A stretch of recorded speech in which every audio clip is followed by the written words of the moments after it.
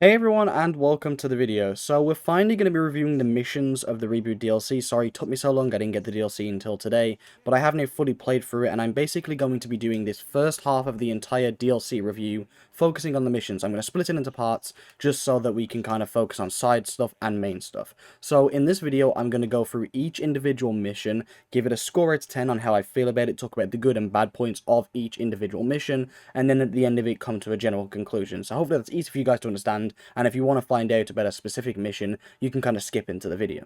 So let's start with mission 1, because I feel like that's the initial intro to the DLC. How do I feel about it? So, quite frankly, it's okay at best. I don't think it's anything specifically cool, and honestly, if I could describe it, it's kind of a glorified wanted activity. I know that's kind of underwhelming, but hear me out. So, by the way, this video is going to have a ton of spoilers. I know you know this, but just kind of be aware, okay? So this is basically the plot of the first mission as a whole, and I'm going to describe it in the most bullet point form I can. We get a new wanted job for $1,000,000, so we're like, okay, let's hop on that before anyone else does it, because obviously, you know, $1,000,000 is $1,000,000. We complete the wanted kill, and then the guy who gave out the wanted kind of job is like, oh yeah, I'm not paying you through the wire, I'm gonna pay you through, like, in person, like, with money, I guess. So we're like, damn, that kind of sucks. Now, this guy is the Chris Hardy dude, I think that's his name, so yeah, that's our introduction to that character.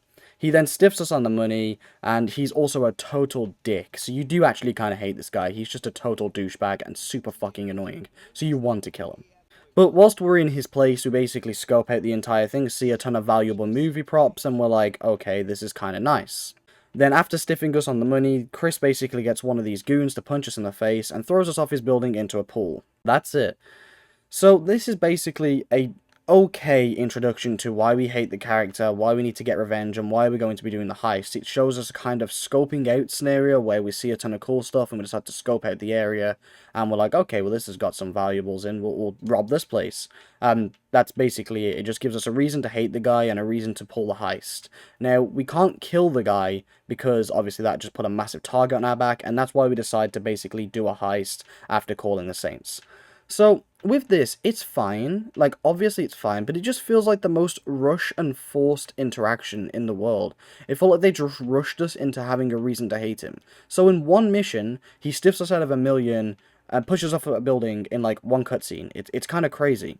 So, for me, I feel like it should have just spent a bit more time giving us more of a reason to hate him, and more of a reason explaining why we can't just kill the guy, like with the Saints, do we really care about Backlash, etc, etc, or it should have just perhaps been explained a little bit better.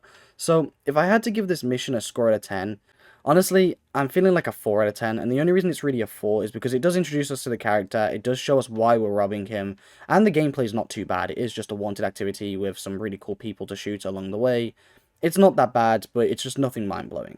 So that to me is kind of the middle of the road DLC mission we got. Next is the worst one by far, and this is one of the most disappointing missions I've played in my life, and I have a lot to say about this one. So, after doing this, we're like, okay, we're going to pull a heist on him, and we basically form a plan. Now, this cutscene is very cool and badass. You form a plan being like, how are we going to rob this guy? It shows off all the blueprints, and the idea we're going for is copying one of his movies, dressing up as a hologram, tricking his security and security systems, going to the place, and stealing all his shit. Pretty cool. I like the idea. Not a bad initial place to go with. At this point, I was like, okay, this is pretty cool. And then the mission is literally just us photographing him. That's it. You just scan him, and that's the mission. Now, I won't lie, there's some semi-cool gameplay, I guess.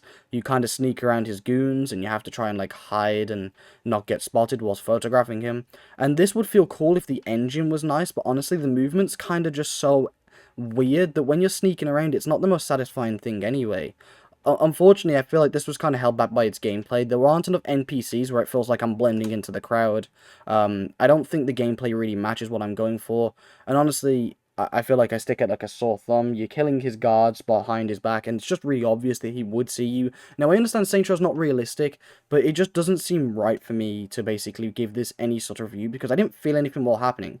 So you photograph him, and then you escape, and that's literally it. Really lame, and it to me is just like a real big filler mission. But I'm going to talk about filler missions toward the ends, because this to me is definitely the weakest mission. Now, purely based on the fact that the gameplay of the mission isn't great, but I did enjoy the cutscene, and the general plot kind of, sort of, a little bit makes sense, I'm honestly feeling like a 2 out of 10. Like, the rest of it is... Honestly, this mission should just kind of not have been there, and I feel like there's definitely way better missions we could have had, like getting blueprints for the heist or something, or learning the martial codes or whatever to try and stop the security systems, instead of this. This mission does not feel like it belongs, and for me, I kind of wish I didn't have to play it whilst doing the DLC. It was a bit of a bummer, because it just kind of ends really weirdly, and I'm like, oh, that sucks. So yeah, not a big fan of that mission at all. But then we get on to the last mission, and I guess that this is kind of the one where I want to talk the most about. But just before we go past the last mission, I also want to say, I'm not sure if this stuck out to any of you guys, but it kind of, to me, doesn't make sense about that last mission. So, he's an actor, right? That's who Chris Hardy is, an actor. And we have to scan his face in person. Why not just scan his face for the hologram off one of his films? To me, maybe they should have explained it a bit better, but to me, I'd have just watched one of his films and scanned his face there. It seems a little bit in your face that that's what would happen, but hey, not the biggest deal in the world, but yeah, I don't think that mission made much sense and was very fun at all. But now, the final mission. Dear God, what a mission this is. This, to me, is the one of very few missions in the reboot that feels like a true fun Saints Row experience, and I am delightfully surprised. So, this mission basically is us now doing the heist, and it's awesome. You start the initial segment while putting a hologram on and dressing up as Chris Hardy, blending in, talking to people, trying to not get spotted or touched by them, because obviously the hologram would fall through, and I find this really cool. It feels like almost some Agent 47 type shit, trying to blend into the crowd whilst wearing a disguise. After that, you go and distract some guards and let Eli in, and he starts basically guiding you through the place, sneaking past guards along the way.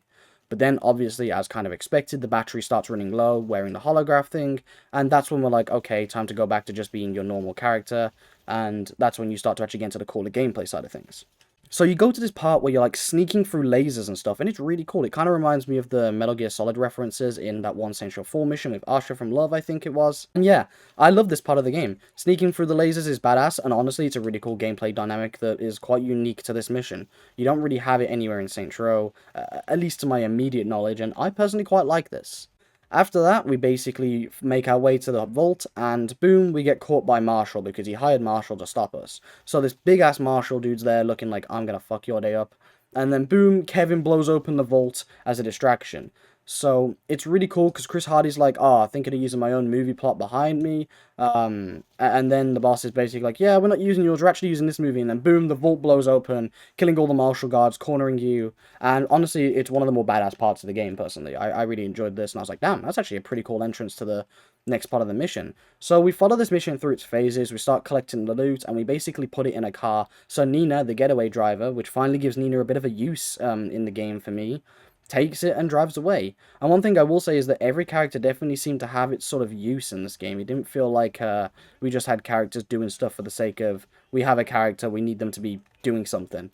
Every character had a purpose, and I liked this. So, as Nina's basically driving away with the goods, we continue forward, and we get to this awesome boss battle segment where we're practically sitting there like cornered by tons of Marshall. We have a minigun though that we picked up from the boss guy that we killed, and we just start destroying them. And now one thing I will say, and this is the first time I've actually ever complimented this game on this, the soundtrack at this point is badass. I love the soundtrack at this mission, and yeah, for me, it's incredible. I really like it. So, whilst we're in the vault as well, there are tons of Easter eggs of previous Saints Row games, specifically 3 and 4, and as a huge fan of 3 and 4, I loved seeing this. To me, this is one of the most cool things I've seen, and one thing I loved about the reboot was its Easter eggs.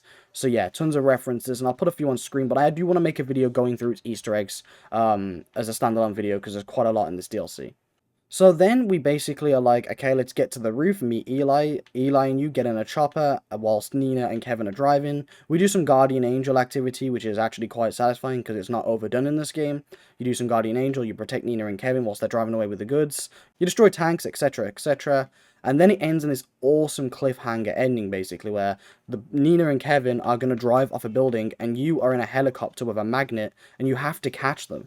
So as they're driving and jumping off, you catch them midair, and it's satisfying. It's really fun, really cool, and there's also a really funny ending where if you don't catch them, they just start screaming and die, and I don't know why, but it's just hilarious. Godzilla calls this the good ending. So, after seeing all that stuff, I was like, man, that's one hell of a way to end a mission. you fly away, you secure the goods, and yeah, that's practically the last mission. It feels like a genuine cool heist mission, and it does kind of feel like that whole tone I really wanted this game to go for. That Saints Row 3 sort of balance of badass but seriousness, but also just really fucking epic. And I genuinely think that this is, if the base game of the reboot had more missions like that, we'd be in a much better place. It was a very cool mission, and I thought it was very well done. So, for that mission, I'm actually going to give it probably around like an 8.5 out of 10. I thought it was really fun, really good as a whole, and I genuinely enjoyed it. So that's kind of my talk on all the missions, but I do want to talk about a couple more things. I want to just say that I really enjoyed the cutscenes in this game. I didn't think they were too cringy like the base game. The cutscenes actually seemed more okay. Again, they're not really the tone of Saints Row, but they were just better. That's the best way I can explain it. There's still a few cringy moments, don't get me wrong, but I definitely thought it was just a more enjoyable experience cutscene-wise. So to try and go in a bit of a conclusion here and talk about the DLC as a whole, I thought it was okay. I think it was perhaps a tad bit overblown, if that makes sense. The way they described this heist and hazardous pact, I really expected a big build-up to a massive heist, but it was not much of a build-up at all, honestly. It was more so just this guy pissed us off, let's go rob him, and that was kind of the general plot of the game. So, it's not bad, don't get me wrong, I just don't think it was kind of what it could have been. But I do genuinely think that the last mission is some of the best stuff we've seen in the reboot. So I guess my general consensus is, you play the first two missions so you can have the most fun in the last mission, and that is practically why you do this, but the last mission is leaps and bounds in quality above the other two missions. I'd say like double the effort went into that mission than any of the missions leading up to it. And that's not necessarily a bad thing, it just means that the earlier missions, they kind of feel unsatisfying to play.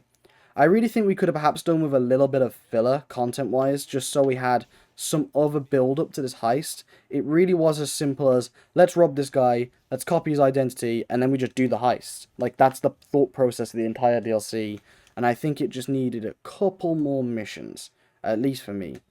But overall, I don't think it was too bad. I don't think it was too spectacular. Mid is probably a decent way to describe it, but that doesn't really apply for the last mission, so I'm conflicted. So, in this situation, I'd say the DLC packs as a whole are very kind of just okay, but what I will say is that only really applies to the first two missions, because the last mission is really badass. So, in conclusion here, and to kind of round out this video, the DLC is worth playing, but mainly for that last mission, because I think it's a very fun ending to a decent mission pack. But if it wasn't for that last mission, this would be a throwaway DLC. The two leading up to it aren't great, and the DLC pack as a whole isn't super long, but I do genuinely just want to praise that last mission a decent bunch here, because I thought it was very fun. I'm not trying to just poke out all the negatives here.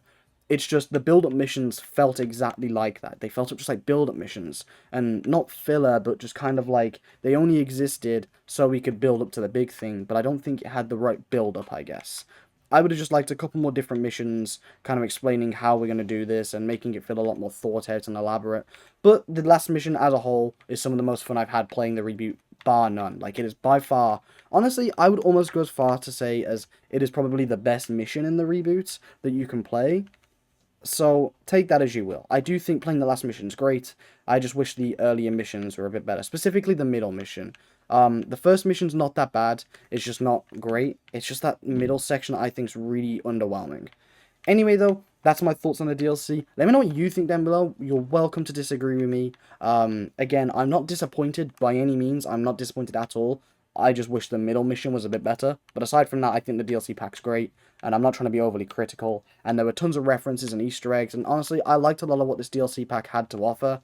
But I can see why after 8 months, people might just be a bit underwhelmed, for sure. Anyway, though, thank you guys so much for watching this video. Take care, and I'll see you in the next one. Thanks for all the support, by the way, just before I go.